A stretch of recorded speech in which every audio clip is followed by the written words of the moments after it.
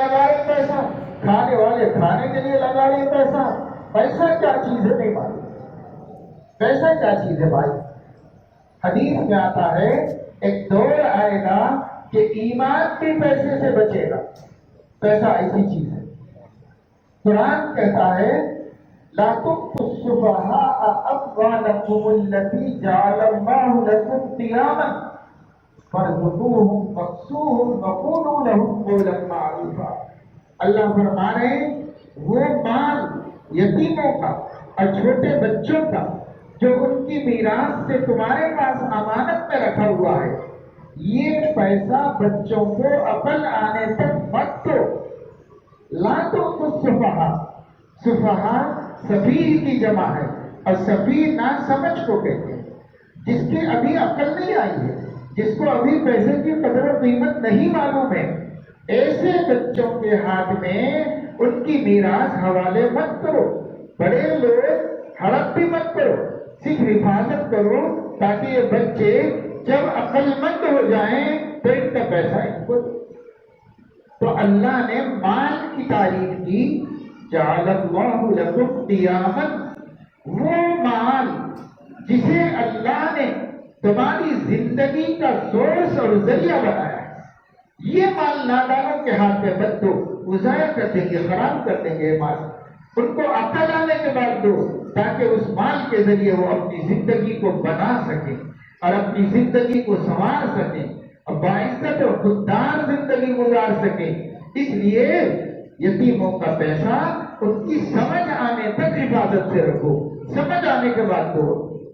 بتاؤ اللہ تعالیٰ مال کے بارے میں کتنا حفاظتی انتظام فرما رہا ہے اور مال کی قیمت بتا رہا ہے. جعل اللہ لکم قیاما، اللہ نے مال کو تمہارے وجود کا سبب بنایا ہے اور ہم اس مال کو برباد کر رہے ہیں، اس مال کو ہم تباہ کر رہے ہیں. ہاں مفاد کے خرچوں میں تباہ کر یہ پیسہ بچاؤ. آپ کو بخیلی محسوس ہوگی لیکن یہ سمجھداری کی بات ہے کہ ہمارے ایک دوست تھے، یہاں بھی کئی دفعے سفر میں ہمارے ساتھ آئے، اب تو رہے نہیں دنیا میں، اللہ بڑی رحمت فرمائے. ان کو کوئی بھی دوست کام کے لیے لے کے جاتا، بڑے ہیلپنگ نیچر کے آدمی تھے، رفاہی مزاج تھا، کسی کی بھی خدمت. تو کوئی بھی آتا، ارے بھائی ہمارے ساتھ ذرا چلو، کھلا کام کرو، ہمارے بچی کی شادی ہے، کپڑے دلا دو، یہ کر دو. تجربے کار سمجھدار آدمی تھے، مارکیٹ کو اچھا جانتے تھے، خود بھی تجارت کرتے تھے. تو لوگ لے جاتے تھے تو لوگوں کی ہمدردی میں چلے جاتے. کبھی صبح سے نکلتے، شام دیر ہو جاتی، کام ہوتے ہوتے ہوتے ہوتے اور وہ جو شخص لے کے گیا ہے وہ سینکڑوں ہزاروں لاکھوں روپے کی خریداری کر رہا ہے اپنی بیٹی کی شادی میں، اور وہ یہ کہتا کہ کھانے کا وقت ہو گیا، کھانا کھا لیں گے، فلاں ہوٹل اچھی ہے، فلاں ہوٹل میں بیٹھ کے کھانا کھا لیں گے. ایسا وہ ساتھی جو ان کو لے کر گیا ہے وہ کھلانا چاہ رہا ہے کھانا، تو وہ یہ بولتے تھے کہ نہیں بھائی تھوڑی دیر کے بعد گھر ہی پہ جا کے کھا لیتا ہوں، اور جو پیسے ہم ہوٹل میں ایک پلیٹ بریانی کھا کے ادا کریں گے اتنے پیسے کا گوشت دے کے جاؤں گا تو گھر میں سالن بنے گا، سب بیوی بچے پیٹ بھر کھا سکتے. ایسا سوچتے تھے. ایسا نہیں کہ غریب آدمی تھے، ایسا نہیں کہ بخیل آدمی تھے. ہم نے اپنی آنکھوں سے کئی غریبوں کو ہزاروں روپے دیتے ہوئے دیکھا ہے، دین کے کاموں میں، مدرسوں میں، مسجدوں میں خرچ کرتے ہوئے دیکھا ہے ہم نے ان کو. لیکن خود کا ذات کا پیسہ ایسا احتیاط سے خرچ کرتے تھے کہ میں کھاؤں گا ہوٹل میں، اکیلا کھا لوں گا اور اتنے ہی کا سودا لے کے چلا جاؤں گا تو گھر میں سب لوگ پیٹ بھر کے کھائیں گے اور یہ پیسہ بچے گا. ایسی سمجھداری ہے ہم لوگوں کو؟ ایسی سمجھداری نہیں ہے بس پیسہ برباد کرو، پیسہ برباد کرو، پیسہ برباد کرو. اور جو کچھ بازاروں میں لوگ کھلا رہے ہیں وہ ہماری صحت خراب کرنے والی چیزیں ہیں، اور جو گھر میں اماں یا بیوی بنا کے رکھی ہے وہ ہماری صحت بننے والی غذا ہے. اس سے ہماری صحت بنتی ہے، وہ سیدھی سادی غذا ہے. اور یہ جو ہوٹلوں میں کھلایا جا رہا ہے یہ ہماری صحت بگاڑنے والا ہے. آپ کسی سے بھی پوچھو ایٹم ہے، اس کے اندر عجینو موٹا کا پاؤڈر ڈالا جاتا ہے. یہ کیا ہے؟ یہ سڑی گلی ہڈیوں کا پاؤڈر ہے. یہ ہڈیوں کا پاؤڈر شرعی نقطۂ نظر سے تو اب حلال اور پاک سمجھا جاتا ہے، لیکن یہ پاؤڈر ملانے سے ہی سافٹ آئس کریم بنتا ہے. یہی پاؤڈر ملانے سے یہ جتنے چائنیز آئٹم ہیں وہ بنتے ہیں. یہی پاؤڈر ڈال کر بریانی کا ٹیسٹ بڑھایا جاتا ہے. یہی پاؤڈر ہر جگہ استعمال کیا جاتا ہے جو جانوروں کی ہڈیوں سے بنا ہوا پاؤڈر ہے. اور اس پاؤڈر کے جو مضرات ہیں، جو نقصانات ہیں، وہ زہر کھانے کی طرح نقصانات ہیں. لیکن ہمیں کھلایا جا رہا ہے، ہم کھا رہے ہیں. ہمیں کھلایا جا رہا ہے، ہم کھا رہے ہیں. اب ٹیسٹ مزے لے کے کھا رہے ہیں. ایسا میں یہ نہیں کہتا بھائی آپ اچھی چیز مت کھاؤ، اللہ نے دیا ہے تو اچھا سے اچھا بناؤ، اچھا سے اچھا کھاؤ. کیا نہیں بنتا گھر میں ہو، کیا نہیں بنا سکتے، اچھی اچھی چیزیں کھاؤ. کبھی کبھی ضرورت پڑ جائے بازار میں راستے میں آدمی کو کھا لینا پڑے تو کھا لو. اس میں بھی خیال رکھو کہ سادی غذا کھاؤ تاکہ وہ صحت کو خراب نہ کرے. صحت کتنی بڑی نعمت ہے. ہمارے نبی اللہ سے صحت مانگے ہیں. حدیث میں جو مسنون دعائیں آتی ہیں اس میں ایک دعا یہ بھی ہے، اللہم انی اسألک الصحۃ. اے اللہ میں آپ سے صحت مانگتا ہوں. شارحین حدیث فرماتے ہیں صحت جسمانی بھی مانگتا ہوں اور صحت روحانی بھی مانگتا ہوں. یعنی مجھے تقویٰ کی دولت بھی دے دیجیے اور جسمانی صحت بھی دے دیجیے. اس لیے کہ حضور اکرم صلی اللہ علیہ وسلم نے فرمایا المؤمن القوی خیر و احب الی اللہ من المؤمن الضعیف. جو طاقتور مسلمان ہے وہ اللہ کی نظر میں کمزور مسلمان سے بہتر بھی ہے، محبوب بھی. طاقتور مسلمان تو صحت جو ہے صرف آپ جم میں جا کر کے ورزش کریں گے اور اچھلیں گے کودیں گے تو آپ سے بھی صحت بنا رہا ہوں، میں باڈی بلڈ کر رہا ہوں، پرسنالٹی ڈیولپ کر رہا ہوں. لیکن کھانے کے یہ سب چیزیں نہیں چھوڑیں گے تو وہ ساری ورزشیں خاص کر گر جائیں، اس سے کچھ بھی ملنے والا ہے. کھانے میں احتیاط صحت کو مستعد اور قوی و طاقتور بنا کر. اللہ کے نبی صلی اللہ علیہ وسلم اور ان کے صحابہ سیدھا سادہ کھا کر پوری دنیا کو جیت چکے تھے. سیدھا سادہ کھا کر کے بڑے بڑے دشمنوں سے جہاد میں ان کو کیا ملتا تھا؟ صحیح بخاری میں ہے کہ حضور علیہ السلام ایک جہاد میں جا رہے تھے. راستے میں آپ علیہ السلام نے رمضان کے مہینے میں یوں فرمایا حضرت بلال سے کہ بلال اترو سواری پر سے اور پانی میں ستو گھول دو. ستو کیا ہوتا ہے؟ یہ بھونی ہوئی جو کا آٹا ہوتا ہے. جو گیہوں کی طرح ایک اناج ہے، جیسے گیہوں ہے ویسے ہی ملتا جلتا اناج جو ہے جس کو بارلی کہتے ہیں. یہ جو عرب لوگ یہی کھاتے تھے. گیہوں تو بہت بڑے بڑے مالدار لوگ. عام عرب جو کا آٹا کھاتے تھے، جو کی روٹی کھاتے تھے یا مکئی کی روٹی کھاتے تھے. مدینے میں طعام مکئی کو کہا جاتا تھا.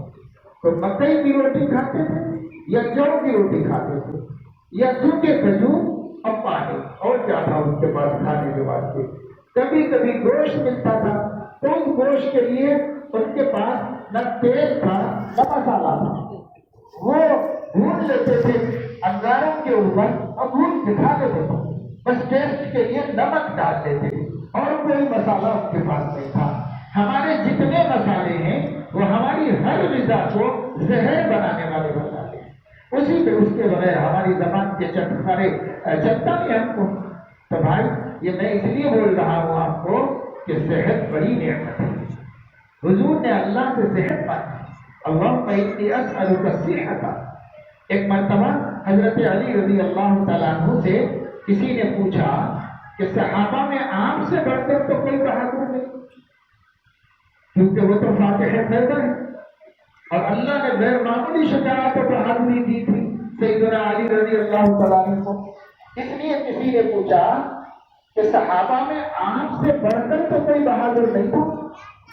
تو فرمایا کہ ہاں، ہم جگہوں میں دیکھتے تھے جہاں ہماری ہمت ہار جاتی تھی وہاں پر ابو بکر نظر آتے تھے ہم کو، اور جہاں ابو بکر کی ہمت ہار جاتے تو اس سے آگے ہمارا نبی نظر آتا۔ تو دیکھو بہادری کیسی تھی۔ حالانکہ صدیق اکبر کے بارے میں ان کے حالات میں لکھا ہوا ہے کہ وہ دبلے پتلے کمزور بدن کے تھے، لیکن ہمت اور طاقت کا کیا حال تھا کہ حضرت علی فرمانے جہاں ہم پیچھے ہٹتے وہاں ابو بکر آگے بڑھ جاتے۔ یہ ہمت تھی۔ ایسے مسلمانوں کو اپنی صحت کی فکر کرنی چاہیے۔ آج کے دور میں جبکہ ہم ایک نئے بھارت میں جی رہے ہیں، بس میں اتنا ہی بولوں گا اور آپ اس کے پیچھے سب کچھ سمجھ سکتے ہیں۔ اگر آپ سمجھ ہے آپ کو زمانے کی تو آپ سب کچھ سمجھو۔ میں اتنا کہوں گا کہ اس وقت ہم ایک نئے بھارت میں زندگی گزار رہے ہیں۔ اس وقت کے بھارت کے مسلمانوں کی پوزیشن بہت ہی نازک ہے اور سیریس ہے۔ اس پوزیشن میں اگر ہم نے اپنی صحتوں کی فکر نہیں کی، اپنا جوان اپنی طاقت بنانے اور اللہ کی دی ہوئی طاقت بچا کے رکھنے میں اگر اس کی فکر نہیں کی تو کبھی ہماری طاقت ضائع ہوگی، اللہ کی دی ہوئی طاقت ہماری نادانیوں سے ضائع ہو جائے گی، اور بنانے کی بھی اللہ نے ذریعے دیے ہیں۔ تو ہمیں دی ہوئی ملی ہوئی فطری طاقت اسے کھونا نہیں ہے، اور جو طاقت پھر سے اوپر سے بن سکتی ہے اور جتنا ہم اپنی باڈی کو ڈیولپ کر سکتے ہیں اتنا کرنا بھی ہے۔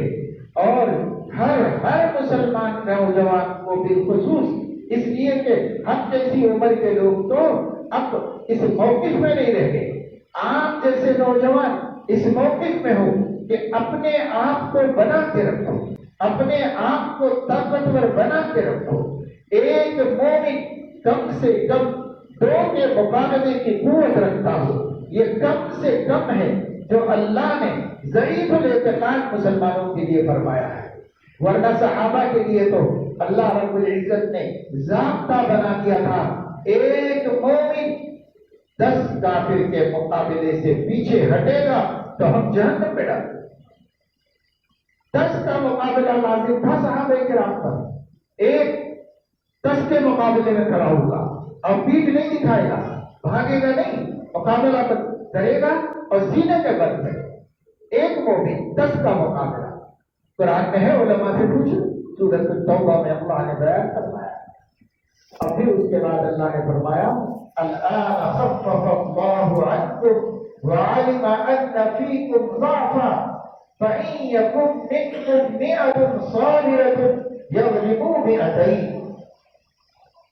اب قرآن کا نزول بند ہو رہا ہے، نبی دنیا سے جانے والے ہیں، ہمیں بعد کے زمانے کے لوگوں کی کمزوری ایمان اور کمزوری جان کا خیال کرنا ہے، اس لیے ہم خفف اللہ عنکم، یہ ایک بمقابلے 10 میں کمی کر رہے ہیں اور بہت کمی کر رہے ہیں۔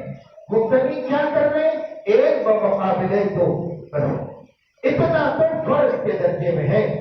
اگر 2 سے جان چھڑائی تو پھر جہنم میں جانا پڑے گا۔ یہ الفرار من الزحف ہے۔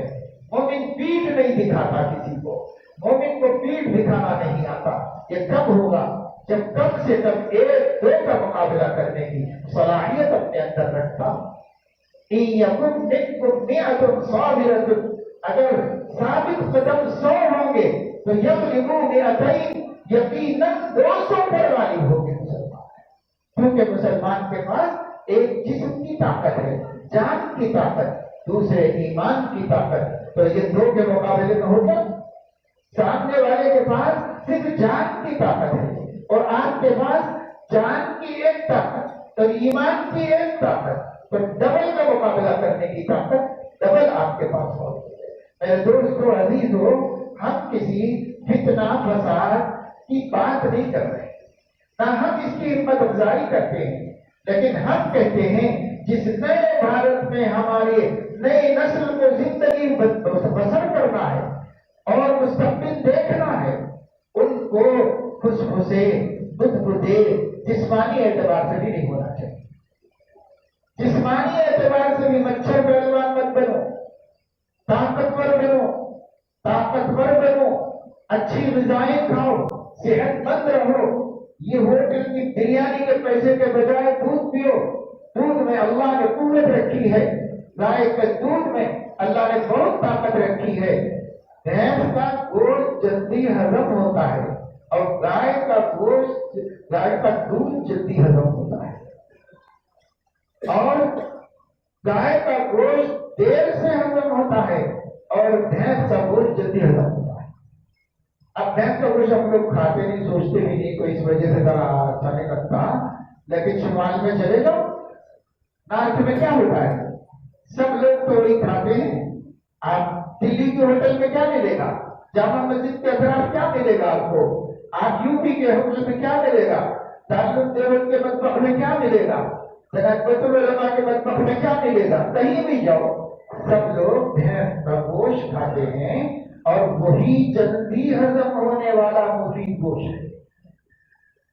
اور دودھ گائے کا جلدی ہضم ہوتا ہے اور وہ زیادہ مفید ہوتا ہے. اس لیے حکیم لوگ دوائی دیتے تو بولتے ہیں بکری کے دودھ کے ساتھ لو، یعنی تو گائے کے دودھ کے ساتھ لو. ایسا کیوں؟ اس لیے کہ یہ جو دودھ ہے اس میں فیٹ زیادہ ہے بھینس کا، یہ جلدی ہضم نہیں ہوتا، جلدی نہیں ہوتا، اور ٹیسٹی بہت ہوتا ہے مگر جلدی ہضم نہیں ہوتا. تو میں آپ کو اب یہ سب پورا مینو تو نہیں بتا سکتا کہ کیا کھاؤ کیا نہ کھاؤ، یہ تو میں نہیں بتا سکتا. لیکن میں آپ کو ایک مثال دے رہا ہوں کہ بجائے بریانی یا وہ ایک چھوٹا سا ڈبہ، اور ڈبے کے اوپر انہیں اچھال کے کیچوے بنا کے پھینکتے رہتا ہے، اور وہ کیچوے پلیٹ میں ڈال کے دیتا ہے، چمچے سے لے کے گراتے ہوئے، لکڑتے ہوئے، ڈھکتے ہوئے، کچھ ناک میں جا رہا، کچھ منہ میں جا رہا. اس کو کیا بولتے ہیں؟ نوڈلز. کیا بولتے ہیں؟ بچے کی پسند ہے، بچے کی پسند. وہ کیا کھا رہے ہو بھائی؟ اس میں جو کچھ چیزیں کھلائی جا رہی ہے وہ سب آپ کی صحت پر نقصان پہنچانے والی، آپ کی قوت مردمی کو کمزور کرنے والی چیز ہے. یہ کھانے کے بجائے دودھ پی لو، سنت سمجھ کے پی لو. ہمارے نبی کو پسند تھا اور یہ فطرت کی غذا ہے. معراج میں حضور علیہ السلام پورے سفر سے فارغ ہوئے تو جبرائیل ساتھ میں تھے. ایک فرشتہ سامنے سے آیا اور 2 ہاتھ میں 2 پیالے لے کے آیا. ایک پیالے میں شراب تھی اور ایک پیالے میں دودھ تھا، اور اس نے حضور علیہ السلام کو پیش کیا. آپ نے دودھ والا پیالہ لے لیا، دودھ والا پیالہ لے کر پی لیا. تو جبرائیل نے کہا کہ آپ نے فطرت کو اختیار کیا. اگر آپ یہ شراب والا پیالہ لے کر پی لیتے تو یہ تو جنت کی شراب ہے جو حرام اور گندی نہیں ہے، لیکن اس کا اثر یہ ہوتا کہ آپ کی پوری امت گمراہ ہو جاتی، پوری امت گمراہ ہو جاتی. یہ شراب گمراہ کرنے کا وسیلہ ہے، یہ شراب عنوان ہے گمراہی کا. اس لیے ہاں دودھ کیا ہے؟ یہ جو ہے فطرت ہے، انسانی فطرت. آپ نے فطرت کو اختیار کیا. اب آپ کی امت پوری کی پوری گمراہی ہوگی. اگر آپ شراب پی لیتے ہوتے تو پوری امت گمراہ ہو جاتی. لیکن آج کیا ہو رہا ہے ہمارے پاس؟ ہمارے مسلمانوں کی پورے بھینسا کا سروے کراؤ. بھینسا کوئی بہت بڑا شہر ہے، یہاں پر اچھی کئی تنظیمیں ہیں مسلمانوں کی.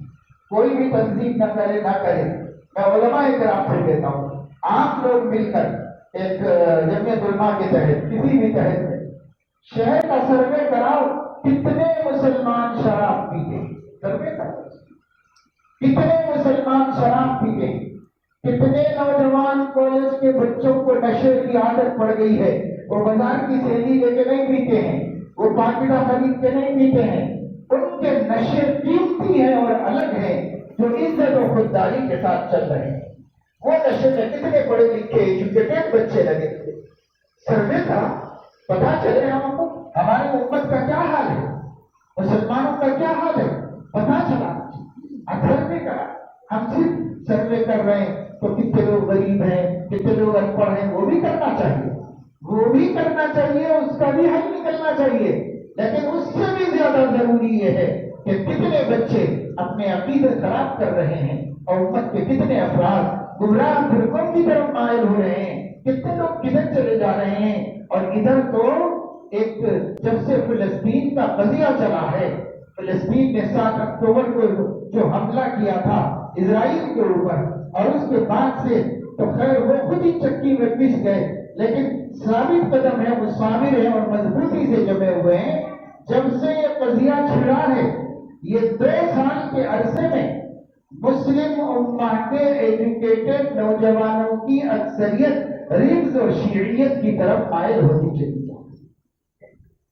یہ ہمارا سروے ہے، ہم جہاں جا رہے ہیں لوگ بتا رہے علماء کہ ایسے نوجوان جو ہے وہ شیعیت کی طرف مائل ہے، اسٹیٹس پر شیعیت رکھے ہوئے ہیں۔ آج دیکھو کتنے لوگ اسٹیٹس پر خامنہئی کی فوٹو رکھے ہوئے، کتنے مسلمان رکھے ہوئے۔ ہم نہیں کہتے کہ ایران کے ساتھ جو ہو رہا ہے وہ اچھا ہو رہا ہے، ہم نہیں کہتے، ہم یہ کہتے ہیں ظالم ظلم کر رہا ہے، اور ظلم کسی پر بھی نہیں ہونا چاہیے، ظلم کسی پر بھی نہیں ہونا چاہیے۔ لیکن آپ جس کو اسٹیٹس پر رکھ کر فخر کے ساتھ بتا رہے ہیں کہ یہ ہمارا ہیرو ہے، وہ ہے جس نے نبی کا کلیجہ چھلتی چھلتی کر دیا ہے، جس نے نبی کے اصحاب کو گالیاں دے کر، جس نے شیخین کرام کی بے عزتی اور توہین کر کے نبی کا دل دکھایا ہے، اللہ کا غضب بول دیا ہے، آپ اس کو اسٹیٹس میں رکھ رہے ہیں، آپ اس کے لیے جو ہے غم اور ہمدردی کی بات کر رہے ہیں۔ بابا ایک طرف سیاست ہوتی ہے، ایک طرف ایمان ہوتا ہے، اپنا ایمان اس سے قیمتی کوئی چیز نہیں۔ ہاں سیاست کے لیے سیاسی طور پہ بولو، جو کچھ ہو رہا ہے غلط ہو رہا ہے، کیوں کسی پر کوئی ظلم کر رہا ہے، ٹرمپ کو کیا حق ہے، نتنیاہو کو کیا حق ہے، اپنا ملک بنا لو بھائی، اپنے ملک کو ترقی دے دو، دوسروں کی زندگی کیوں خراب کر رہے ہو، دوسروں کے ملک پہ کیوں حملہ کر رہے ہو۔ ایک صدر کا کیا حق بنتا ہے کہ دوسری کنٹری کے صدر کے اوپر قاتلانہ حملہ کرے، اس قاتل کی پوری دنیا تھو کرنا چاہیے، پوری دنیا مذمت کرنا چاہیے۔ لیکن جس کو آپ ہیرو بتانے جا رہے ہیں، یہ وہ ہے جس نے اپنے نبی کا دل چھلنے کیا ہے۔ ہم اس کو کیسے ہیرو بنا سکتے ہیں؟ آپ کو اعتدال برقرار رکھنا پڑے گا، آپ کو مینٹین کرنا پڑے گا، بیلنس مینٹین کرنا پڑے گا۔ ایک طرف عقیدہ ہے، عقیدے کے اعتبار سے ہمیں کوئی ہمدردی نہیں ہے ایسے لوگوں کی جو گستاخ صحابہ ہیں، اور ایک طرف عالمی سیاست ہے، تو بے شک ہم مظلوم کو مظلوم اور ظالم کو ظالم بولیں، اور ہم اس کی مذمت کریں گے، ہم اس کی برائی کریں گے کہ ظلم کے برائی کر رہے ہیں، ہم ظلم کی برائی۔ لیکن شخصیت کو ہیرو بنانے سے پہلے کچھ جانکاری بھی حاصل کرو کہ کون ہے، کون ہے جس کا عقیدہ یہ ہے کہ جب مومنین کا اقتدار غالب ہو جائے گا، مومنین سے مراد روافض اور شیعہ اپنے کو مومنین کہتے ہیں، ہم کو مسلم کہتے ہیں، اپنے کو مومن کہتے ہیں، یہ اصطلاح معلوم رہنا چاہیے۔ ان کا کہنا یہ ہے، کتاب میں باقاعدہ لکھا ہے، خمینی صاحب اپنی کتاب میں باقاعدہ لکھا ہے، جب مومنین کی حکومت مکے اور مدینے پر بھی ہو جائے گی، یعنی شیعوں کی حکومت ہو جائے گی، تب مومنین رسول اللہ صلی اللہ علیہ وسلم کی قبر مبارک کو کھود کر اس میں سے ابو بکر اور عمر کی لاشیں نکالیں گے اور اسے کھجور کے تنے پر لٹکائیں گے، اور مومنین جی بھر تیر اور نیزے مار کر ان کے جسم کو چھلنی کریں گے، اور اس کے بعد ان کو آگ میں جلایا جائے گا، پھر یہ آگ دریا میں بہا دی جائے گی، تب یہ زمین پاک ہوگی تو ہم زمین پر سجدہ کریں گے، جب تک ہم زمین پہ سجدہ کریں گے۔ آپ سوچ رہے ہیں کہ یہ عقیدہ کس کا ہے جس کو آپ آج ہیرو بتاتے ہوئے؟ یہ ان کا عقیدہ ہے۔ اور ہمارا عقیدہ کیا ہے کہ انبیاء کے بعد کائنات میں اگر کسی کا مرتبہ ہے تو ابو بکر عمر کا مرتبہ ہے، یہ ہمارا عقیدہ ہے۔ اور یہ ان کا عقیدہ ہے کہ جب تک ابو بکر زمین میں دفن ہے، اس زمین پر وہ سجدہ نہیں کرتے۔ دنیا میں کہیں جا کے دیکھ لو، کوئی شیعہ زمین پہ سجدہ نہیں کرتا، کوئی چیز رکھتے اس کے اوپر سجدہ کرتا ہے، یا تو ان کے پاس کربلا کی مٹی کے نام سے ٹکیا ہوتی ہے مٹی کی، وہ رکھ کے اس پر رکھتے ہیں اپنی پیشانی، زمین پہ نہیں رکھتے۔ کیوں؟ ابو بکر کے دفن ہونے کی وجہ سے پوری دنیا کی زمین ناپاک ہے۔ یہ عقیدہ رکھنے والے ہمارے ہیرو ہوں گے، یہ عقیدہ رکھنے والوں کے لیے ہمارے دل میں محبت ہے، کیسے ہوگا؟ بھائی ہمارے پیغام کو سمجھو، ہم جو بات بول رہے ہیں اس کو سمجھو۔ آج مسلمان سمجھ سے محروم ہے، آج اچھے برے کو سمجھ نہیں رہا، دوست دشمن کو پہچان نہیں رہا۔ مسلمان اپنی صلاحیتوں کو، اپنی ایکٹیویٹیز کو، اپنی طاقت کو، اپنی انرجی کو فضول خرچ کر رہا ہے، بلکہ آپس میں ایک دوسرے کو قتل کرنے، ایک دوسرے کو مارنے، ایک دوسرے سے دشمنی کرنے، ایک دوسرے کو سے عداوتیں کرنے اپنی انرجی برباد ہو رہی ہے۔ آج آپ دیکھ لو، کچھ بھینسا کے اندر دیکھ لو، ہم تو یہاں رہتے نہیں لیکن آتے جاتے رہتے ہیں، اور اخبار میں خبریں تو بھینسا کی برابر آتی ہیں، کیونکہ پرانا علاقہ ہے اور یہاں صحافی بھی ہے مضبوط، اور وہ برابر یہاں کی رپورٹنگ کرتے رہتے ہیں، تو ہماری نظر میں آتا رہتا ہے۔ کیا کچھ نہیں ہو رہا ہے بھینسا کے اندر؟ کیا مسلمان آپس میں ایک دوسرے سے مل کر ہیں ایسے وقت میں جبکہ ہمارا دشمن تمام تر اختلافات کو بھلا کر مضبوط دیوار بن کے کھڑا ہوا ہے؟ تب ہم لڑ رہے ہیں، بھائی بھائی سے لڑ رہا ہے، خاندان خاندان سے لڑ رہا ہے، سگائی میں، خونی رشتوں میں قطع رحمی ہو رہی ہے، اور ایک دوسرے کے ساتھ جو ہے دشمنیاں اور عداوتیں ہو رہی ہیں۔ مسلم کی جان لے رہا ہے۔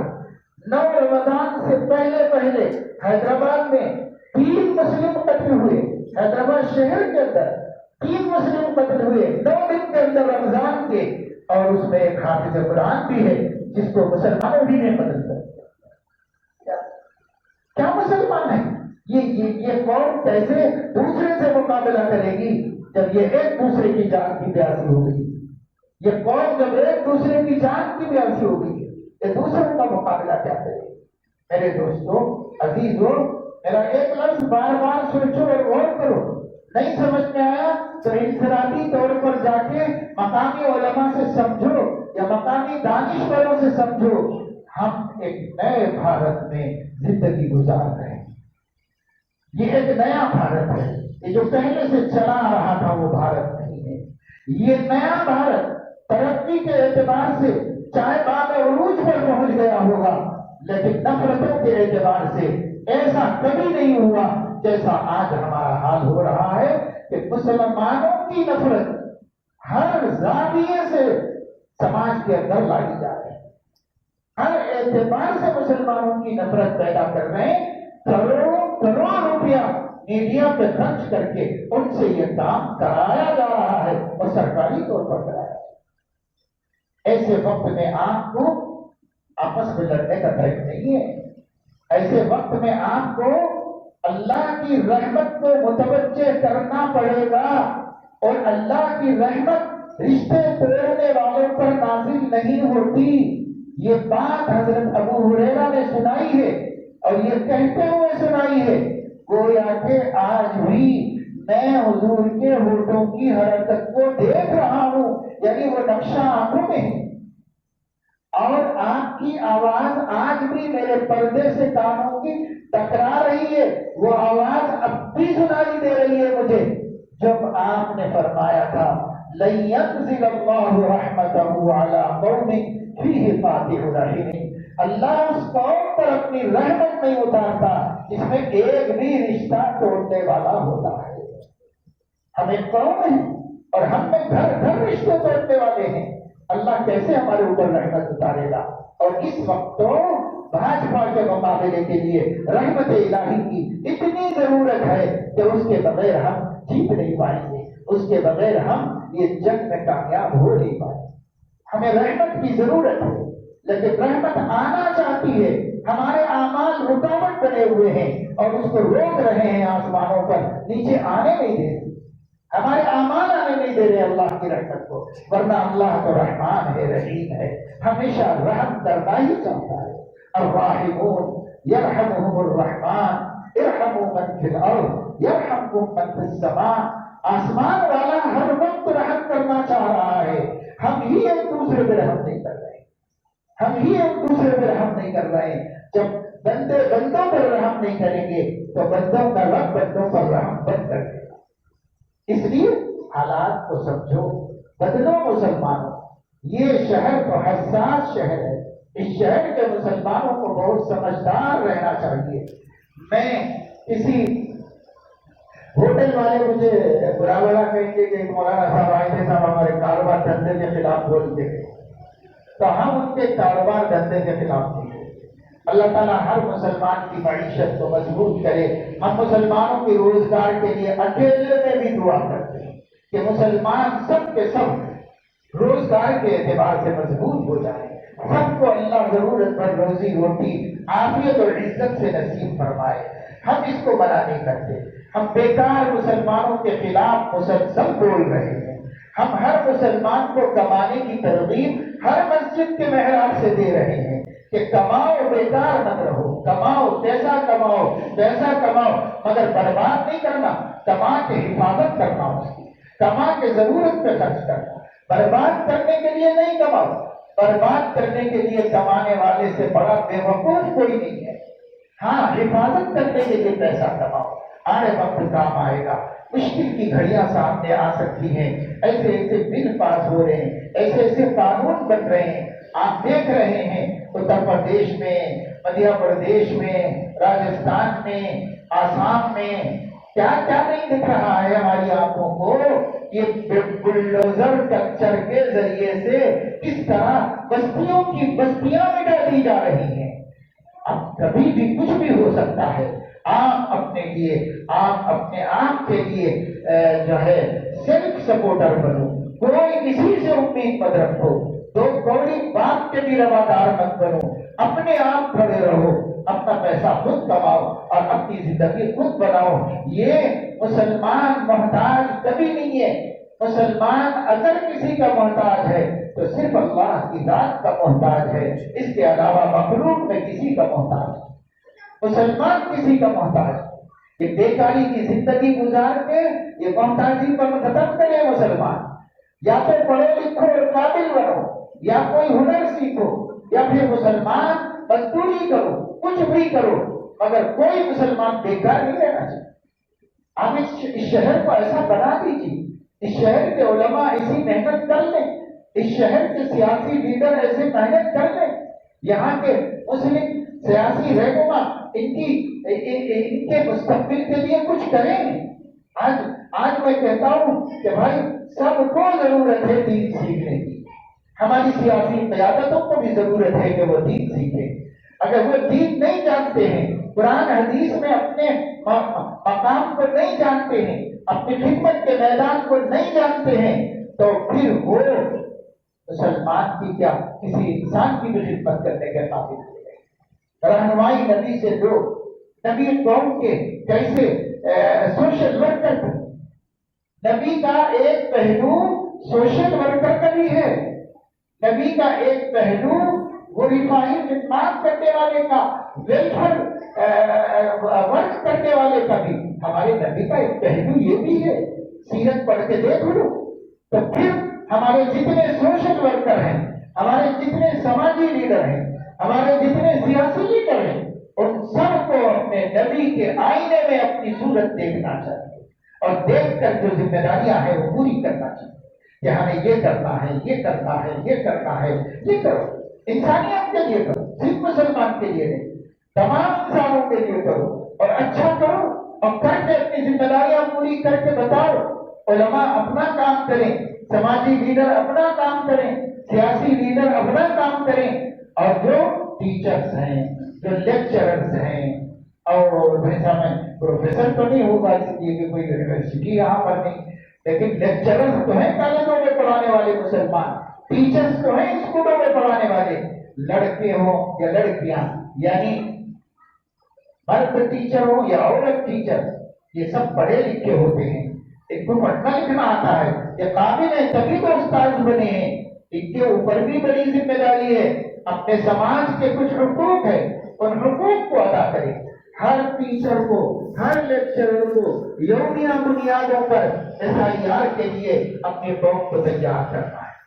سب سے پہلے اپنے خاندان کے ایک ایک فرد کے SIR کے لیے مطلوب جتنے دستاویزات ہیں، ڈاکومنٹس ہیں، ان سب کو صحیح کرو۔ آپ پڑھے لکھے ہیں نا، اللہ آپ سے پوچھے گا آپ کو آتا تھا، آپ نے کیوں نہیں اپنے خاندان کی مدد کی؟ الاقرب فالاقرب، رشتے داروں کا حق ہے کہ ان کو مصیبت سے بچایا جائے۔ اس لیے سب سے پہلے ہر ٹیچر اور ہر لیکچرر اپنے خاندان کے ایک ایک فرد کے ڈاکومنٹس کو حکومت کے مطالبے کے مطابق درست کرنے کا کام کرے، کیونکہ ہماری ریاست میں کام شروع ہو چکا ہے۔ ہماری ریاست میں بہت جلد گھر گھر پہنچ کر SIR کر دیا جائے گا، اور ایک جو ہے تاناشاہی حکم جاری کر دیا جائے گا کہ اتنے نام کٹ گئے ہیں، اتنے نام کٹ گئے ہیں، اور بھینسا میں اتنے ہی ووٹر ہیں، بس یہ حکم جاری ہو جائے گا۔ اور اس کے بعد آپ کا نام اگر نہیں ہے تو کیوں نہیں ہے؟ تو وہ کہہ رہے ہیں صاحب جو مر گئے ہم ان کو نکال دیے ہیں، جن کا نام ڈبل ہے ہم ان کو نکال دے رہے ہیں، جو دوسرے علاقے میں چلے گئے ہیں ہم ان کا نام نکال دے رہے ہیں، جو دنیا سے چلے گئے ہیں ہم ان کا نام نکال دے رہے ہیں۔ ایسے نام نکال رہے ہیں تو کہیں 40 لاکھ نکل رہے ہیں، کہیں 50 لاکھ نکل رہے ہیں، اور سب ملا کر پورے ہندوستان میں کئی کروڑ اب تک ووٹر لسٹ سے نام خارج ہو چکے ہیں۔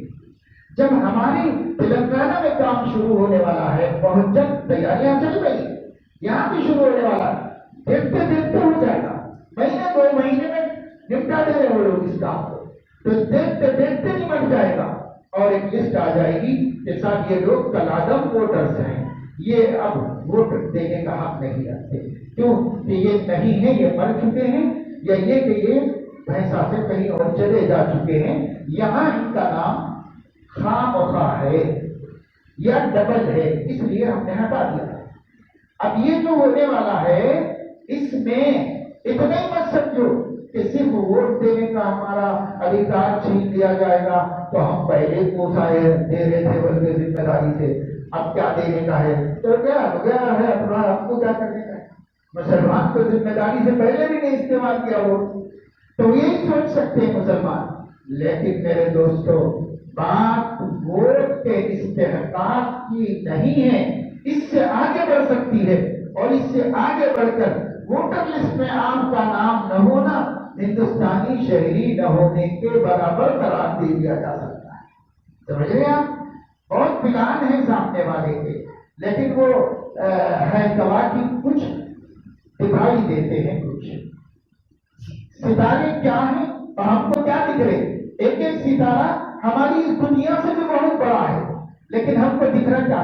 ایک پیسہ لائٹ، چھوٹی سی لائٹ بلب دکھ رہا ہے، ایک ستارہ چمک رہا آسمان پہ ہے، کواکب کچھ دکھائی دیتے ہیں، کچھ ہمیں نظر کچھ اور آتے ہیں اور ہوتے کچھ اور ہیں۔ اس وقت جتنے بھی اقدامات یہ مرکزی حکومت کر رہی ہے، یہ اقدامات دکھنے میں کچھ اور ہیں، ان کے پیچھے مقاصد کچھ اور ہیں، ان کے پیچھے عزائم کچھ اور ہیں۔ ہم مسلمانوں کو یہ غفلت اب تک چل گئی، اب تک چل گئی، اب نہیں چلنے والی۔ اب تک جو حکومتیں تھیں وہ حکومتیں ایک تو یہ مانتی تھیں کہ اس ملک کی آزادی میں مسلمان حصے دار ہیں، ایک تو یہ مانتی تھی، دوسرے یہ کہ انہیں اقتدار سے مطلب تھا، وہ اپنا اقتدار کرتے تھے اور ضرورت پڑتی تھی تو ہندو مسلم میں جھگڑا کرا دیتے تھے اور پھر سے اپنے جیت جاتے تھے، وہ کامیاب ہو جاتے تھے، اور یہ چھوٹے چھوٹے فسادات سے بڑھ کر وہ کچھ نہیں کرتے۔ لیکن جب سے موجودہ حکومت اقتدار میں آئی ہے، ہندو مسلم فسادات پر کنٹرول کر لی ہے، کوئی قابل ذکر بڑا فساد ہندو مسلم کا ان کے دور میں نہیں ہوا ہے۔ یہ نہیں کر رہے ہیں، اس لیے نہیں کر رہے ہیں کہ یہ ہندو مسلم کو مل جل کر رہتے ہوئے دیکھنا چاہتے ہیں، ایسا نہیں ہے، بلکہ وہ یہ کہہ رہے ہیں یہ فسادات مت کراؤ، हिंदू राष्ट्र बना लो, उसके बाद फिर हम जो करना चाहें वो करेंगे, उसके बाद हम जो करना है वो करेंगे, अभी नहीं करेंगे। तो इनके हर अमल के पीछे एक बहुत मंसूबाबद्ध प्लान है। हम मुसलमानों को ये गफलत अब देर देंगे। गफलत कभी भी अच्छी चीज नहीं है, लेकिन अब गफलत देर नहीं देगी। अब हम सबको चौकन्ना होना पड़ेगा, बस्ती बस्ती मुसलमानों में शुरूर पैदा करना पड़ेगा। सबसे पहला शुरूर ईमान का शुरूर पैदा करना पड़ेगा। तौहीद हमारे पास वो दौलत है जिसकी कीमत दुनिया व माफिया नहीं हो सकती। हम हर कीमत पर अपनी तौहीद की हिफाजत करेंगे, चाहे उसके लिए 25 करोड़ के 25 करोड़ समंदर में फेंक दिए जाए। हम अपनी जान से खेल लेंगे, लेकिन अपनी तौहीद, अल्लाह की तौहीद के अकीदे से सौदा नहीं कर सकते। ये मजबूत बिठाना है दिलों में, इसका यकीन बनाना है हमारे दिलों में। ये सर कट तो सकता है, झुक नहीं सकता, इसका यकीन दिलों के अंदर बनाना है। और ये बात बच्चे बच्चे को समझा देना है, झुक जाए न सर जिस पे उसे दर नहीं कहते, हर दर पे जो झुक जाए उसे सर नहीं कहते। ये हमारा सर है, ये कहीं नहीं झुकता, एक जगह झुकता है 5 मरतबा, मस्जिद के अंदर या जहां भी हमने अल्लाहु अकबर कहा, खुदा की बारगाह में झुकता है। इसके अलावा ये सर कहीं नहीं झुकेगा, चाहे कट जाएगा मगर झुकेगा। इसका यकीन बनना और तौहीद की हकीकत दिलों में आ जाना और तौहीद की कीमत का पता चल जाना है। बच्चे बच्चे को, एक एक औरत को, एक एक बच्ची को, एक एक बूढ़ी को, सबको समझाना है और सबका यकीन बनाना है। ये सूरत हाल अगर हमने नहीं बनाई तो हम पछताएंगे और बहुत पछताएंगे। तो पहला शुरूर एतकादी शुरूर, हमारे अकीदा क्या है, अपने अकीदे, आखिरत का अकीदा, नबी का अकीदा, रिसालत का और तौहीद का अकीदा, ये अकीदे मजबूत दिलों में बैठना चाहिए। हम इसके लिए जिद्दोजहद करें और इसके लिए घरों का माहौल बदले। हर घर में अल्लाह रसूल का तज़किरा होना चाहिए, हर घर में खुदा की कुदरत की बातें होनी चाहिए, हर घर के अंदर नबी की सीरत की बातें होनी चाहिए, ताकि उनकी मोहब्बत दिलों में रच बस जाए। छोटे छोटे बच्चे अपने बड़ों से ये बातें सुन कर उनके दिलों में किसी अनदेखे खुदा के लिए आशिकाना जज्बात पैदा हो जाए और किसी अनदेखे नबी के लिए मर मिटने का सलीका उनके अंदर आ जाए। ये हमें अपना माहौल बनाना पड़ेगा, ऐसी बातें चलानी पड़ेगी, ऐसी मेहनतें करनी पड़ेगी। इसको कहते हैं एतकादी शुरूर, दीनी शुरूर।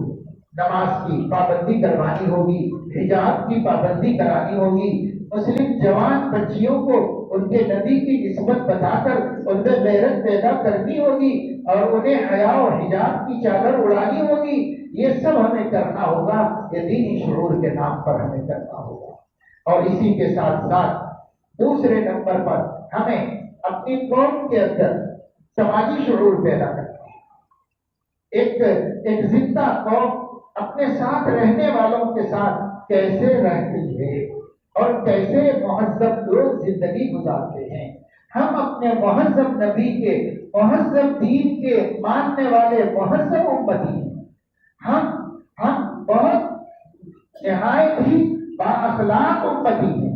हमें एक समाज में कैसे रहना चाहिए, रिश्तेदारों के साथ कैसे रहना चाहिए और हमें मुसलमानों के साथ कैसे रहना चाहिए, गैर मुस्लिमों के साथ कैसे रहना चाहिए, पड़ोसियों के साथ कैसे रहना चाहिए, हमें कारोबार कैसे करना चाहिए, हमारा लेन देन कैसे होना चाहिए, हमारे ताल्लुकात कैसे होने चाहिए। हर जगह नबी की तालीम मौजूद है। जरूरत है कि मुस्लिम कौम के अंदर उनके महाजों में हम ये दीन पहुंचाएं। और इस वक्त उलमा की भी बहुत ज्यादा जिम्मेदारी बढ़ गई है कि साथ, जैसे मैंने अभी बताया कि सियासी लीडरों के वर्कशॉप होने चाहिए और उन बेचारों के सामने वो मुखलिस लोग हैं, वो कुछ अच्छा करना चाहते हैं लेकिन नबी की सीरत उनके सामने नहीं है। हमें नबी की सीरत बहैसियत कौमी लीडर के उनके सामने पेश करने के लिए उनका वर्कशॉप रखना चाहिए और उनकी तरबियत होना चाहिए। इसी तरह वकीलों की तरबियत होनी चाहिए।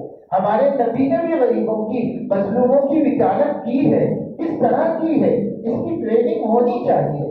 اسی طریقے سے ڈاکٹرز کی بھی ٹریننگ ہونی چاہیے کہ ہمارے نبی نے انسانیت کی جسمانی ضرر اور تکلیف سے بچانے کے لیے کن جذبات کا ہدیہ امت کو دیا ہے، کن جذبات کا گفٹ دیا ہے. یہ جذبات ہمارے معالجین اور ڈاکٹروں کے سامنے آنے چاہیے.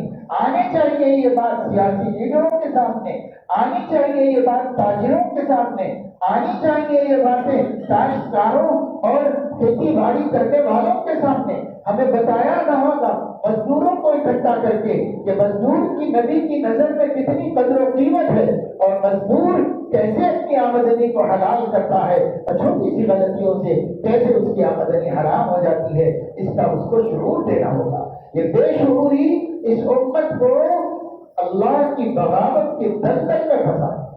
یہ بے شعوری ختم کرنی ہوگی ہم کو. ہر طبقے سماج کو ان کے سماجی تہذیب بتانی ہوگی. ہمارے نبی نے جو بتایا ہے اس سب ان تک پہنچانا ہوگا. تو یہ دوسرا نمبر ہوا. اور تیسرا نمبر یہ ہے قوم کا سیاسی شعور بیدار کرے. قوم کو بتائیں کہ یہ کیا دن گزر رہے، کیا حالات ہیں، حکمرانی کیا ہو رہی ہے، کیسے حالات عالم کے بدل گئے اور کیسے حالات ملک کے بدل گئے، کیسے حالات ہماری ریاست کے چل رہے ہیں، کیسے حالات ہمارے ڈسٹرکٹ میں اور ہمارے قصبوں میں چل رہے ہیں. ہر مومن کو اس کا شعور ہونا چاہیے. بے شعور اندھے بھوکے بہرے بن کر زندگی نہیں گزارنا چاہیے. اس کے لیے ان کو سپورٹ کرنا ہماری ذمہ داری ہے. یعنی جو پڑھے لکھے مسلمان ہیں ماشاءاللہ سے بھینسا کے اندر تو ہر تنظیم ہر جماعت ہی تقریباً موجود ہے اور سب کا نام آتا رہتا ہے. تو سب کی ذمہ داری بتا دوں یہ علماء کی کریں اور یہ کام جو ہے جتنے مسلک ہیں ہر مسلک والے کریں، جتنی جماعتیں ہیں مسلم ہر جماعت والے کریں. یہ کام سب دانشوروں کی ذمہ داری ہے، یہ کام پڑھے لکھوں کی ذمہ داری ہے، یہ کام سماج پر اپنے دولت کا رسوخ رکھنے والوں کی ذمہ داری ہے، یہ کام سماج پر اپنا سیاسی رسوخ رکھنے والوں کی ذمہ داری ہے. سب مل کر یہ کام کریں تب کام ہوگا. خالی مولوں کو کوستے بیٹھنے سے کام نہیں ہوگا. تب علماء کیا کر رہے ہیں، علماء کیا کر رہے ہیں، ایسا ہو رہا، علماء کیا کر رہے ہیں، ایسا ہو رہا، علماء کیا کر رہے ہیں. ارے بھائی ہر مصیبت پر ٹھیک رہا انہیں کے سر میں پڑھو گے کیا لے جا کر کے. ان سے جتنا ہو رہا اتنا کر رہے ہیں. ان سے نماز پڑھانی ہو سکتی ہے نماز پڑھا رہے ہیں، خطبہ دینا ہو سکتا ہے خطبہ دے رہے ہیں. وہ آپ کو مسئلہ بتا سکتے ہیں مسئلہ بتا رہے ہیں. وہ مکتب چلا سکتے ہیں مکتب چلا رہے ہیں. وہ مدرسے میں پڑھا سکتے ہیں مدرسے میں پڑھا رہے ہیں. تو بیچارے کو جو مل گیا اسی میں کھا پی کے کام تو کر رہا ہے. باقی لوگ اپنے بارے میں پوچھو نا. لائر کیا کر رہا امت کے واسطے، ڈاکٹر کیا کر رہا امت کے واسطے. سب اپنے پیٹ پوجا تو کر ہی رہے ہیں، اس امت کے واسطے اس کے ہٹ کے کیا کر رہے ہیں. آپ کروڑ کماؤ ہمیں کوئی حسد نہیں، لیکن امت کے لیے کیا کر رہے ہیں. آپ انجینئر امت کے لیے کیا کر رہے ہیں، آپ عہدیدار امت کے لیے کیا کر رہے ہیں. اگر اپنا امت کا کھاتا کھول کے بتاؤ کہ ہم یہ کرتے ہیں امت کے واسطے. صرف مولیوں کو پوچھنے سے کیا فائدہ پڑے گا کہ ان کو تو بھائی وہ جتنا کر سکتے ہیں کر رہے ہیں. آگے آپ اپنی ذمہ داریوں کا اپنے سے احساس کرو، اپنے آپ سے پوچھو میں کیا ذمہ داریوں کو پورا کر رہا ہوں. کمانے والا مزے سے کما رہا ہے، مولوی کیا کر رہا ہے. کھانے والا مزے سے کھا رہا ہے، مولوی کیا کر رہا ہے. ہر چیز کا ان کے سر پہ ٹھیکرا مت چھوڑو. اگر وہ نہیں کر رہے ہیں خدا کے حضور میں وہ بھی بخشے جانے والے نہیں ہیں. ان کو بھی اللہ پوچھے گا، پوچھ لے گا اللہ ان کا. لیکن ہم بھی تو پوچھے جائیں گے. ہم اپنے بارے میں ہم نے امت کے لیے کیا کیا، ہم نے اس امت کی فلاح و بہبود کے لیے کیا کیا. اپنے سے بھی تو پوچھو اور اپنے آپ کو بھی تو جواب دہ بناؤ. جو قوم اپنے سامنے جواب دہ ہوتی ہے وہ اللہ کو جواب دینے کے قابل ہوتی ہے. جو اپنے کو جواب نہیں دے سکتی وہ اللہ کو جواب نہیں دے سکتی. اس لیے اپنے آپ کو جواب دینے کے قابل بناؤ. اس لیے میں سب سے کہہ رہا ہوں کسی کی تحقیر مقصود نہیں ہے. ہر ایک کو چیلنج کرنا اور ہر ایک کو جگانا مقصود ہے. ہر ایک سے کام لینا مقصود ہے. جب سب مل کے کام کریں گے یہ امت زندہ قوم بن جائے گی اور زندہ قوم کو دنیا کی قوم پچھاڑ نہیں سکتی اور اسے ہرا نہیں سکتی. لیکن ابھی تو امن تمتا قوم ہے، سو رہے ہیں سب اپنے مستی میں موج مستی میں ہے. سب کسی کو ہوش نہیں ہے کہ کیا ہو رہا ہے. اور کسی کو ہوش نہیں ہے کہ کچھ اچھے کام کرے، عقل کا ثبوت دے، جو قانونی لوازمات ہیں ان کو پورا کریں، قانون کی زد میں اپنے آپ کو نہ آنے دیں، اس کی فکر کریں۔ یہ تو سب کی ذمہ داری ہے۔ اور ایک کام ہو جائے گا، اس کے بعد مسجدوں کی پراپرٹیز کا شروع ہوگا کہ سب مسجد والے لا کے بتاؤ کہ مسجد کی آپ مسجد ذاتی جگہ پر ہے، بتاؤ لا کر کے کتنے بتا سکیں گے ہم، کتنے ضرور ہم دے سکیں گے۔ مدرسوں کی پراپرٹیوں کی بات آ جائے گی، دینی کاموں کی، دینی عام مسلمانوں کی جو ہے کوئی نوکری پہ کالونی بنی ہوئی ہے، کوئی ایسے ہی بنا دیا ہے، پیسے کمانے والوں نے پیسہ کما دیا اپنی ہی قوم کے لوگوں سے، اور اپنی قوم کو جو ہے وہ کل مصیبت کے در میں سونپ دیا۔ ہونے والے لوگ گئے 4 لاکھ کو ملا کے مل رہا کرتے، 5 لاکھ کو مل رہا کرتے، ادھر کا ادھر کا جمع کرتے، سونا چاندی بیچ کے جا کر خرید دیے۔ اس کے بعد پیپرز کی بات آئی تو پتہ چلا صاحب کوئی ریکارڈ ہی نہیں ہے سرکار کے ساتھ، پوری کالونی کا کوئی ریکارڈ نہیں ہے۔ اب کب تک ایسے جیو گے بھائی؟ اب ایسا جینا کسی زمانے میں چل گیا، چل گیا، اب چلنے والا نہیں ہے۔ آپ ٹارگیٹ پر ہیں، آپ کو سب سے پہلے پوچھا جائے گا۔ ہم پلٹا کے پوچھیں وہ بازو والوں کو کیوں نہیں پوچھ رہے ہیں، تو اس سے آپ کو کیا مطلب؟ آپ غلط ہیں، غلطی مانو، بس آپ دوسروں سے نہیں پوچھا جانا۔ ایک جگہ پر ایک پوری کالونی کٹھایا گیا تو صرف 40 مکان اس کالونی میں سے یہ کہہ کر گرا دیے گئے کہ یہ 40 مکان انلیگل بنے ہوئے ہیں اور زمین ریزرویٹی ہے اس کے اوپر انلیگل بنے ہوئے ہیں۔ حالانکہ وہاں پر مکان 100 سے زیادہ ہے، 100 سے زیادہ میں سے صرف مسلمانوں کے ڈھائے گئے ہیں اور باقی سب لوگ بھی تو انلیگل ہے، اسی زمین پر ہیں، لیکن ان کو پوچھا نہیں گیا۔ تو کون پوچھے، کس سے پوچھے کہ صاحب ان کے ساتھ الگ قانون کیوں ہے، ان کے ساتھ الگ قانون، ایسا کس سے پوچھے، کون پوچھے؟ تو بھائی اللہ کرے کہ ہمارے ملک میں عدل اور انصاف کا غلبہ ہو جائے۔ دعائیں تو یہی مانگ رہے ہیں، تمنائیں تو یہی کی جا رہی ہیں، لیکن آپ کو جگانا ضروری ہے، قوم کو جگایا جائے، سمجھایا جائے کہ قوم اپنی ہر ملکیت کو قانونی بنا لے، قانونی بنانے کی کوشش کرے۔ کوئی چیز خریدو تو چھان ٹپک کے خریدو، کوئی جائیداد لو تو سوچ سمجھ کے لو کہ میری ملکیت بن سکے گی کہ نہیں بن سکے گی، میں ثابت کر سکوں گا کہ نہیں کر سکوں گا۔ یہ شعور قوم میں پیدا کرنے کی ضرورت ہے۔ قوم نادان ہے بیچاری، قوم کو قوم ہی چوس رہی ہے، قوم کو قوم ہی لوٹ رہی ہے۔ ایسے میں کم سے کم ہم لوٹ جانے والوں کو تو شعور دے سکتے ہیں، سمجھ دے سکتے ہیں، اور جو لوٹ رہے ہیں انہیں بھی خدا کا خوف دلانا پڑے گا، انہیں بھی بتانا پڑے گا کہ بابا اس طرح 4 پیسے بنا لو گے، 2 بلڈنگ کھڑا کر لو گے، لیکن اللہ کو منہ نہیں دکھا سکو گے، قیامت میں خدا کے سامنے نہیں کھڑے ہو سکے۔ سوکھی روٹی کھا لو مگر مسلمان کا خون مت چوسو، کسی کی گاڑی دوائی مت لوٹو، تم فاقہ کر لو، ایسے سمجھانا پڑے گا۔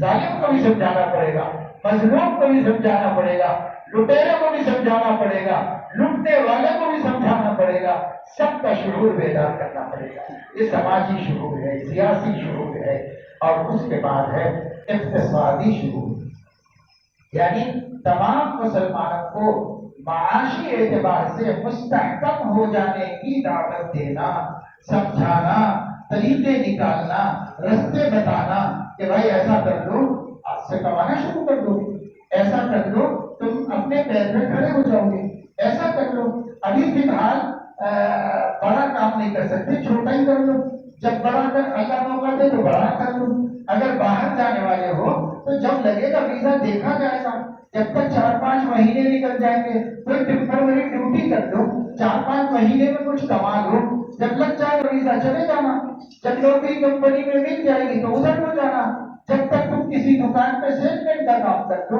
کسی جگہ پر کر لو، آٹو چلا لو، ریپیڈو میں چلا لو گاڑی، کچھ بھی کر لو، مگر بابا خالی مت رہو، پیسہ کماؤ، اور یہ پیسہ آج کے دور میں ہماری عزت ہے اور آج کے دور میں ہماری حفاظت ہے، اس لیے دبانے کے لیے نہیں، شادیوں میں لٹانے کے لیے نہیں، ہوٹلوں میں اجاڑنے کے لیے نہیں، اور شراب میں اور نشے میں برباد کرنے کے لیے نہیں، بلکہ اپنے حفاظت کے واسطے، اپنے دین کی حفاظت کے واسطے، اپنے آپ کی حفاظت کے واسطے یہ شعور دیجیے معاشی اور اقتصادی کہ سماج کا ایک بھی کما سکنے والا بیکار نہ رہے، بیکار نہ رہے۔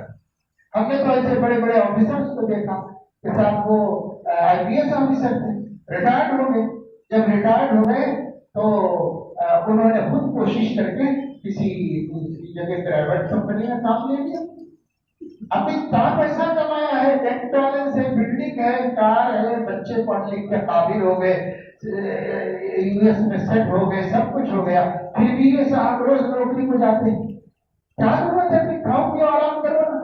تو وہ بولتے ہیں کہ نہیں صاحب بیکاری کی عادت پڑ جائے گی، اس لیے جاتے ہیں، کچھ پیسہ آتا ہے، اپنے کو ضرورت نہیں غریب کو دے دیں، لیکن خالی کیوں رہے؟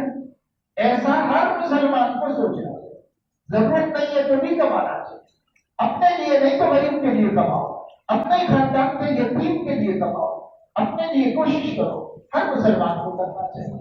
اس لیے معاشی شعور بیدار کیجیے اپنی قوم کے اندر، اور آخر یہ ہے تعلیمی شعور بیدار کیجیے۔ قوم کا کوئی بچہ ناخواندہ یا تو دینی تعلیم حاصل کرے، حافظ قرآن، عالم دین، مفتی بنے اور دینی تخصصات کرے، بڑے بڑے علم ہیں دین کے بھی، اس میں کمال حاصل کرے، یا پھر یہ دنیا کے تمام علوم کے اندر کمال حاصل کرے۔ کسی بھی میدان میں ایسا نہ ہو کہ مسلمان نہ ہو، ہر میدان میں مسلمان ہونا چاہیے، آئی ٹی میں مسلمان ہونا چاہیے، اور انجینئرنگ میں مسلمان ہونا چاہیے، ٹیکنالوجی میں مسلمان ہونا چاہیے، سائنس میں مسلمان ہونا چاہیے، ایجوکیشن میں مسلمان ہونا چاہیے، ہر لائن میں مسلمان قابل ترین۔ اتنے ذہین بچے ہیں ہمارے پاس کہ ہم ان بچوں کو اگر بڑھا دیں تو یہ تو پورے ملک کی قسمت جگا سکتے ہیں، لیکن ہم ان بچوں کو تعلیم نہیں دے رہے، کئی ماں باپ نہیں دے رہے، اور کہیں غریبی کی وجہ سے نہیں پڑھ رہے، کہیں جہالت کی وجہ سے نہیں پڑھ رہے۔ ہمیں ایک شعور پیدا کرنا پڑے گا کہ ہر بچہ اسکول جاتا ہو، ہر بچہ اسکول جاتا ہو، اگر مدرسے میں ہے تو فاتحہ و نعمت کیا کہنے ماشاءاللہ، اس سے اعلیٰ تو کوئی علم نہیں ہے، اللہ کا دین کا علم ہے، تو چلو وہ بہت بڑی عزت کی بات۔ باقی بچے کیا کر رہے ہیں؟ کتنے بچے مدرسے میں ہیں؟ آج اگر آپ صرف بھینسا کا سروے کر لو تو بھینسا میں جو چند مدارس، پہلے تو ایک ہی مدرسہ تھا، پھر اس کے بعد 2 ہوئے، اس کے بعد 3 ہوئے، اب 4-5 ہیں، نسوان کے بھی مدارس ہیں، لڑکیوں کے بھی، سب ملا کے سب جگہ کا ڈیٹا اکٹھا کرو کہ سب معہد ابرار میں کتنے ہیں، انور مدارس میں کتنے ہیں، جامعہ عربیہ بھینسا میں کتنے ہیں، اور جو مدرسے کھلے ہیں اس میں کتنے ہیں، اس میں کتنے، پھر اسمان میں کتنی بچیاں پڑھ رہی ہیں، سب نکال دو۔ اس کے بعد آپ بھینسا کے مسلمان بچوں کے تناسب سے جوڑ کے دیکھو تو دینی تعلیم حاصل کرنے والے 1.5-2% سے زیادہ شہر میں آپ کو نہیں۔ باقی سب بچے کیا کر رہے ہیں؟ کیا وہ اسکول ایجوکیشن کر رہے ہیں تو وہ خوشی کی بات ہے، کیونکہ تعلیم جو بھی ہو وہ عزت ہے، تعلیم حاصل کر رہے ہیں، کرنا چاہیے، نہیں کر رہے ہیں ان بچوں کا کون ذمہ دار ہے؟ یہ بڑے بڑے جلسے کر لینے سے تو ان کی قسمت نہیں بنے گی، یہ بڑے بڑے اشتہارات چھپا لینے سے، ایک میٹنگ کر کے، ایک میٹنگ اور 100 فوٹو ڈال کے پورے سوشل میڈیا پہ میٹنگ ایک رہی تھی، 4-5 بیٹھے رہتے تھے وہاں، کیا وہاں پر بات کرتے رہتے، ادھر سے ایک فوٹو، ادھر سے ایک فوٹو، ادھر سے ایک فوٹو، ادھر سے ایک فوٹو، 100 فوٹو ڈالتے ہیں سوشل میڈیا، جنون حیدہ ہو گیا ہے فوٹوز ڈالنے، یہ کرتے ہیں۔ اور کام کیا ہوا؟ کچھ میٹنگ ہوئی، کچھ طے ہوا، طے ہونے کے جب 10 سال کے بعد پوچھو کہ عمل ہوا کہ نہیں ہوا، تو عمل کہاں سے کرنا ہے؟ عمل کر رہی تھی، نشست کرو گفتگو برخاست، ایسی میٹنگیں ہماری ہو رہی ہے۔ بابا میٹنگیں مت کرو پلان بناؤ، اور اس کے ہر 1 مہینے کے بعد آپ نے کیا کیا ہے وہ امت کو بتاؤ کہ یہ کیا ہے ہم نے یہ کیا ہے، ماہانہ رپورٹ دو کہ ہم نے یہ کیا ہے۔ ہماری کوشش سے بھینسا کے اتنے بچے جو اسکول نہیں جاتے تھے ان کے ایڈمیشن ہو گئے، کتنے بچوں کے ایڈمیشن ہوئے، کون کرایا ہے؟ سب مسلمان کرو، ہمارے نبی کی امت ہے، ہم سب کو اپنی اپنی فکر کرنی چاہیے. میں محلے کے 5 کروں، وہ 5 کرے، وہ 5 کرے، وہ 5 کرے.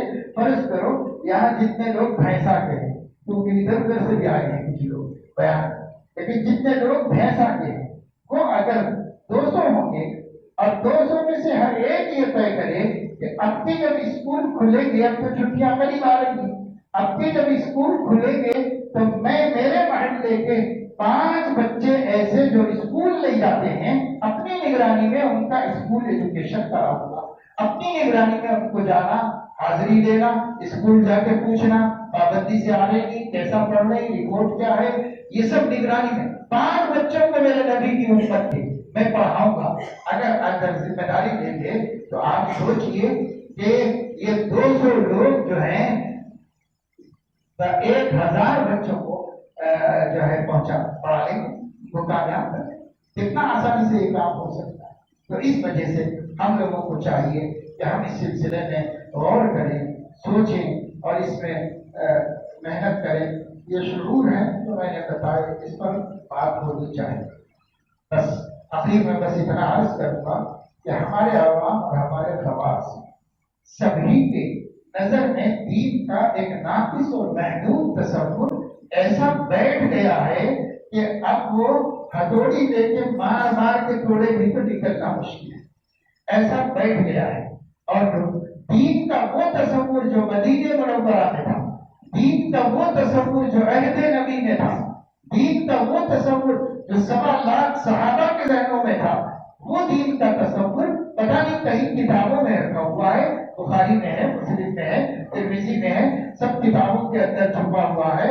دین کا وہ تصور نہ محراب میں ہے، نہ ممبر پہ ہے، نہ اسٹیج پہ ہے اور نہ گھروں میں ہے، کہیں بھی نہیں ہے دین کا ثابت تصور. دین کا ناقص تصور ایسے ٹھوک ٹھوک کے بٹھا دیا گیا ہے کہ اب اس سے آگے کی بات ہم سننے کے لیے تیار نہیں ہیں. اب مسلمانوں کو کڑوی دوا سمجھتا ہے، زبردستی دین بتانا ہے، زبردستی عبادت کی شکلیں بتانا ہے. یہ کسی ایک مسلمان کے ڈاکومنٹس درست کر کے دینا 100 رکعت نفل پڑھنے سے بڑی عبادت ہے. یہ ان کو بتانا ہے اور ڈنڈے کی چوٹ پہ بتانا ہے اور کسی سے ڈرے بغیر بتانا ہے. اگر آپ یہ کام نہیں شروع کریں گے اور یہ قوم نہیں جاگے گی تو تیار رہو، بھاجپا نے آپ کی قبر کھودنے کا ارادہ کر دیا ہے اور آپ کو اس ملک کے اندر زندہ دفن کر دینا چاہتی ہے اور آپ کا شعور، اس کا پہچان ختم کر دینا چاہتی ہے.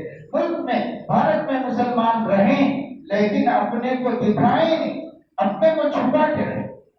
دین اب ایمان دل میں رکھ لیں اور دین گھر میں رکھ لیں، مسجد میں رکھ لیں، باہر نہیں. جیسے یوگی آدتیہ ناتھ بار بار کہتے رہتے ہیں، میں بار بار کہتا ہوں کہ دھرم جو ہے وہ مسجد کے اندر رکھ لو، روڈ پہ ایک آدمی کو نماز پڑھنے نہیں دو، پڑھ لو مسجد کے اندر پڑھ. اور گھر میں جماعت بنا کے پڑھنے پر بھی گرفتاری کی. الہ آباد ہائی کورٹ نے اسے غلط کہا، اس کے باوجود کی گئی گرفتاری. گھر میں جماعت بنا کے نماز پڑھنے والے. تو کیا کیا ہو رہا ہے؟ آنکھیں دیکھ رہی ہیں، ہم گونگے بہرے اندھے بن کے بیٹھے ہوئے ہیں. دوستوں اس وقت تو ہر مومن کا، سمجھدار مومن کا دل اڑنا چاہیے، اسے بے چین ہو جانا چاہیے. اس امت کے مستقبل کا تصور، ہمارے نبی کو ملنے والی خبریں ہمارے نبی کے دل پہ کیا بجلیاں گرا رہی ہوں گی اور ہم چین سے کھا لیں. ہم بازار آباد کیے ہوئے ہیں، ہم ہوٹلیں آباد کیے ہوئے ہیں، ہم پان کے ڈبوں میں ہیں، ہم گٹکوں میں ہیں، ہم نشوں میں ہیں، ہم زناکاری میں مبتلا ہیں. لا حول ولا قوت الا باللہ. ہوش میں آؤ مسلمان، ہوش میں آؤ. اگر ہم ہوش میں نہیں آئیں گے تو یہ بے ہوشی ہمیں موت کے منہ میں پہنچا دے گی. اللہ تعالیٰ اپنے فضل و کرم سے ہمیں توفیق عمل نصیب فرمائے اور رمضان المبارک کے اس مہینے میں بجائے رمضان شریف کے بارے میں زیادہ بیان کرنے کے، میں تو شروع میں کیا ہوں تھوڑا سا بیان رمضان کے حوالے سے، وہ بہت کافی ہے سمجھدار. اور یہاں علماء مسجدوں میں روز کر ہی رہے ہیں، آپ روز سن ہی رہے ہیں. مجھے جو بات بتانی تھی وہ یہ ہے کہ دین کا وہ حصہ جو معطل ہو چکا ہے، دین کا وہ حصہ جو مفلوج ہو چکا ہے، اس دین کے حصے کا علاج کرو اور اس کا خالص ختم کرو اور اس کا تعطل اور جمود ختم کرو اور دین کے اس محاذ کو زندہ کرو اور اس محاذ کو بھی کھڑا کرو، اس لیے کہ پورا دین زندہ ہوگا تو اللہ کی مدد آئے گی اور یہ ادھورے دین سے اللہ کی مدد نہیں آئے گی۔ اللہ تعالیٰ مجھے آپ کو سب کو توفیق عمل نصیب فرمائے، آمین۔ وآخر دعوانا ان یعود لک الحمد کما ينبغی لجلال وجهک وعظیم سلطانک۔ اللهم صل وسلم وبارك وترحم وتحنن على سيدنا وحبيبنا محمد عبدك ورسولك، وصل على المؤمنين والمؤمنات والمسلمين والمسلمات۔ اللهم لا مانع لما اعطيت ولا معطي لما منعت ولا ينفع ذا الجد منك الجد۔ اللهم اكفنا بحلالك عن حرامك واغننا بفضلك عمن سواك۔ اللهم انا نسالك من خير ما سالك منه نبيك محمد صلى الله عليه وسلم، ونعوذ بك من شر ما استعاذ منه نبيك محمد صلی اللہ علیہ وسلم۔ اے اللہ اپنے کرم سے ہمارے گناہوں کو معاف فرما، ہماری خطاؤں لغزشوں کو درگزر فرما، ہماری غفلتوں کو اپنے کرم سے معاف فرما۔ اے اللہ ہر پہلو سے دین کے ہر محاذ پر ہم نے غفلت ہی غفلت کا ثبوت دیا ہے، اے مولا اپنے کرم سے ہماری اس غفلت کو معاف فرما۔ اللہ پاک دین کو صحیح سمجھنے کی توفیق عطا فرما، علماء ربانیین سے جڑ کر دین کی صحیح معرفت حاصل کرنے کی توفیق عطا فرما۔ اے اللہ جو دین آپ نے اپنے حبیب کے ذریعے نازل فرمایا ہے، جو دین آپ نے آپ کے حبیب نے صحابہ کرام کی سوالات جماعت میں زندہ فرمایا ہے، اے اللہ اسی دین کو جاننے اور اسی دین کے لیے مر مٹنے کی ہمیں توفیق نصیب فرما۔ اے اللہ ہر پہلو سے ہماری زندگی میں دین کو زندہ فرما۔ اے اللہ اعتقاد اور عقائد کے اعتبار سے، عبادات کے اعتبار سے، معاملات کے اعتبار سے، معاشرت کے اعتبار سے، اخلاق کے اعتبار سے ہماری زندگیوں میں دین سیکھنے اور دین پر جمنے کی توفیق نصیب فرما۔ اے مولا کریم ہمیں اپنے نبی کا سچا پکا اور غیور اور باحمیت و غیرت مسلمان بننے کی توفیق عطا فرما۔ اللہ پاک ہمارے جوانوں کو اپنی تمام تر فرصتیں اور اپنی تمام تر صلاحیتیں اور اپنی تمام تر اموال اور اسباب کو اس دین اور اس امت کی حفاظت کے لیے صرف کرنے کی توفیق عطا فرما۔ اے مولا کریم کرم کا، رحم کا، عفو کا، عافیت کا اور نصرت کا معاملہ فرما۔ اے مولا کریم تمام بیماروں کو شفا نصیب فرما، پریشان حالوں کی پریشانیاں دور فرما، مقروضوں کے قرضے ادا ہونے کی صورتیں پیدا فرما، بے روزگاروں کے لیے کسب حلال کا انتظام فرما، جو محنت کر رہے ہیں کما رہے ہیں ان کی کمائی میں برکت مقدر فرما۔ اے مولا کریم اپنے فضل و کرم سے پڑھنے والوں کو محنت سے پڑھنے کی توفیق عطا فرما اور اعلیٰ کمالات حاصل کرنے کی توفیق نصیب فرما۔ اے مولا کریم مسلمانوں میں بیکاری کا خاتمہ فرما، ہر آدمی کو مصروف ہو جانے کی توفیق نصیب فرما، کسی خیر کے کام میں، کسی بھلائی کے کام میں، چاہے وہ عبادت ہو، چاہے وہ رفاہی خدمات ہو، چاہے وہ سوشل ورک ہو، چاہے وہ مال کمانا ہو، کسی بھی اچھے کام میں مصروف رہنے کی مسلمانوں کو توفیق نصیب فرما۔ اے اللہ فرصت اور بیکاری کے عذاب سے اپنے محبوب نبی کی محبوب امت کو بچا دیجیے۔ اے مولا کریم فضل کا، رحم کا، کرم کا معاملہ فرمائیے۔ اے مولا ہماری تمام حاجتوں کو پورا فرمائیے، تمام ضرورتوں کا تکفل فرمائیے۔ اے مولا اس ملک میں امن و امان کو قدر فرمائیے۔ اے اللہ جو ملک میں حالات پیش آ رہے ہیں ان حالات کے اندر جو ہمارے لیے امن کو، ہمارے لیے عافیت کو، ہمارے دین کی سلامتی کو، ہمارے عقیدے کی حفاظت کو غیر سے مضبوط فرما دیجیے۔ اے مولا کریم اس کی حفاظت کے فیصلے فرما دیجیے۔ اے مولا کریم کوئی کتنی ہی کوشش کر لے لیکن اپنے حبیب کی گاڑی کمائی کو برباد ہونے سے بچا دیجیے۔ اے مولا اپنے فضل و کرم سے عالمی احوال میں خیر کو مقدر فرما دیجیے۔ اے اللہ جو کچھ ہو رہا ہے اس کے اندر ہمیں کچھ بھی نظر آ رہا ہو، آپ کے ارادے اور فیصلے کے بغیر ایک پتا بھی نہیں ہل سکتا۔ اے اللہ یہ جو کچھ ہو رہا ہے آپ کے علم میں ہے۔ اے مولا اس میں سے ہمارے لیے خیر کو مقدر فرما دیجیے۔ سارے عالم میں مسلم کنٹریز کے لیے، مسلم حکمرانوں کے لیے، مسلمانوں کے لیے، عام امن پسند انسانوں کے لیے، سب کے لیے خیر کو مقدر فرما دیجیے۔ اللہ ہر شر اور ہر فتنے سے، ہر نقصان سے حفاظت فرمائیے۔ اللہ ان جگہوں کو عالمی جنگ بننے سے بچا لیجیے۔ اللہ ان جگہوں کے مسلم کنٹریز کے مفادات کو نقصان پہنچنے سے بچا دیجیے۔ اے مولا کریم ظالموں کے ظلم کے ہاتھ روک لیجیے، وقت کے فرعون کو اپنی قدرت سے سبق سکھا دیجیے، اس کی اوقات بتا دیجیے۔ اے مولا ہماری دعاؤں کو اپنے کرم سے قبول فرما دیجیے۔ اے اللہ جو کچھ ہم نے روزے رکھے، تراویحیں پڑھی، تھوڑا بہت قرآن مجید کی تلاوت کی، کچھ اچھے کام کر لیے، وہ بھی آپ کی توفیق سے اسے اپنے کرم سے قبول فرما دیجیے۔ اللہ پاک جو رمضان باقی ہے اس کو بھرپور استعمال کرنے کی توفیق عطا فرمائیے، ہر گناہ سے بچنے اور ہر نیکی میں چست و چاق ہو کر لگنے کی توفیق عطا فرمائیے۔ اے اللہ سستی سے، پہلو تہی سے، کاہلی سے، کام چوری سے ہم سب کی حفاظت فرمائیے۔ اے اللہ جب تک تن بدن میں جان ہے جتنا کر سکتے ہو آپ کے لیے اور آپ کے حبیب کی خوشی کے لیے کرنے کی توفیق عطا فرمائیے۔ اے مولا فضل کا معاملہ فرما دیجیے۔ اے اللہ اپنا صحیح طویل تعلق نصیب فرمائیے، حسن نیت، حسن عمل، حسن خاتمہ کی دولت سے سرفراز فرما دیجیے۔ اے مولا کریم ہم نے جو مانگا ہے وہ بھی عطا فرمائیے، جو نہیں مانگ سکے اپنے کرم سے وہ بھی نصیب فرما دیجیے۔ وصلی اللہ تعالی علی خیر خلقہ سیدنا و حبیبنا محمد وعلى آلہ وعلى بیتہ وصحبہ اجمعین۔ سبحان ربک رب العزة عما یصفون وسلام علی المرسلین والحمد للہ رب العالمین۔